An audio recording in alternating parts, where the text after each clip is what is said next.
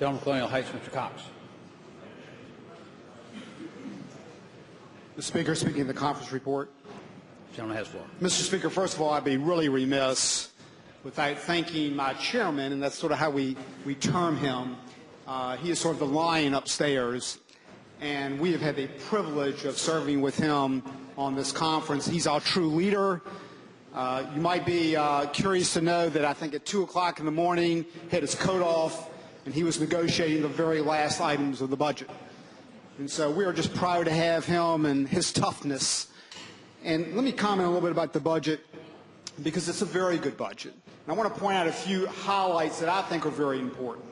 A lot of you know we're going to face a lot of very tough challenges coming up in the next biennium. And I guess some of the things we really need to emphasize in this budget, it was a 50-50 split. But I think part of the important 50% was the structural balance this House brought to this budget. And that was essential. And even in areas like K-12, where we did do $75 million, those were one-time dollars that will not go into re-benchmarking. On things like the Rainy Day Fund, which is the first call constitutionally, this House was the one that promoted the $114 million, and the Senate came to opposition. On things like accelerated sales tax, the House was the one that basically said that's a responsibility we need to fix.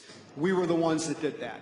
The House was the one that said we had way too many fees last year. And let me remind you, I think a lot of people forget, we had none in our budget. But the compromise we weren't thrilled with.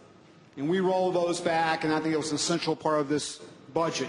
So I would agree with the minority leader. I think it has good balance. But I think one of the key things going forward for the stewardship of this Commonwealth is the structural balance this House has provided. Thank you, Mr. Speaker.